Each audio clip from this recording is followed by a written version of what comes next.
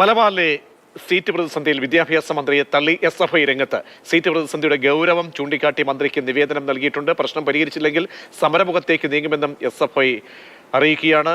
അരുൺ അമർനാഥുണ്ട് വിവരങ്ങൾ നൽകാൻ. അരുൺ, SFIയുടെ ഈ നിലപാട് വളരെ ഗൗരവത്തോടുകൂടി കാണേണ്ടതല്ലേ? കാരണം പ്രതിപക്ഷ വിദ്യാർത്ഥി സംഘടനകൾ ശക്തമായ സമരവുമായി രംഗത്തിറങ്ങുമ്പോൾ SFI കൂടി ഒരു താക്കീതെന്ന രീതിയിൽ ഈ വിഷയത്തെ ഗൗരവമായി കണ്ട് മുന്നോട്ട് പോവുകയാണ്. എന്താണിപ്പോൾ അവരുടെ നേതാക്കളുടെ ഭാഗത്തു നിന്നൊക്കെയുള്ള അറിയിപ്പ് എന്താണ്?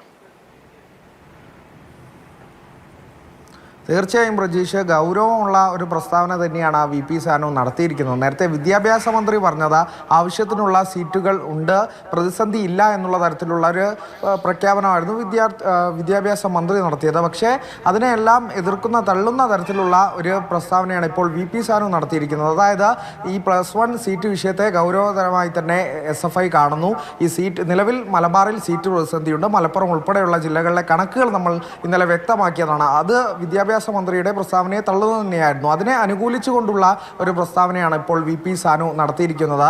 ഈ നിലവിലെ സാഹചര്യം, എല്ലാ അലോട്ട്മെൻറ്റും പൂർത്തിയായാലുള്ള സാഹചര്യം എന്തായാലും പരിശോധിക്കും. അതിനുശേഷവും സീറ്റുകൾ കിട്ടാതെ കുട്ടികൾ ബാക്കിയുണ്ടെങ്കിൽ SFIയും സമരമുഖത്തേക്ക് വരും എന്നുള്ള വലിയൊരു പ്രസ്താവന തന്നെ, പ്രധാനമുള്ള ഒരു പ്രസ്താവന തന്നെയാണ്. കാരണം സർക്കാരിനെതിരെ സർക്കാർ അനുകൂലമായ വിദ്യാർത്ഥി സംഘടന തന്നെ, ഭരണപക്ഷത്തുള്ള പാർട്ടിയുടെ വിദ്യാർത്ഥി സംഘടന തന്നെ രംഗത്ത് വരുന്നു എന്നുള്ള തരത്തിലേക്കൊക്കെ കാര്യങ്ങൾ നീങ്ങുമോ എന്നുള്ള ബാക്കിയാക്കുന്നതാണ് എന്തായാലും ഈ പ്രസ്താവന. എന്തായാലും നിലവിൽ കണക്കുകൾ ആശങ്കയുണ്ടാക്കുന്നത് തന്നെയാണ്. 30,000-ഓളം വിദ്യാർത്ഥികൾ മലപ്പുറത്ത് മാത്രം മൂന്ന് ഘട്ട അലോട്ട്മെൻറ്റ് പൂർത്തിയാകുമ്പോഴും പുറത്തു നിൽക്കുന്നു എന്നുള്ള ആശങ്കാജനകമായ സ്ഥിതിയാണ് നിലവിലുള്ളത്. ഒപ്പം തന്നെ കോഴിക്കോട്, കണ്ണൂർ ജില്ലകളിൽ സമാന സ്ഥിതിയുണ്ട്.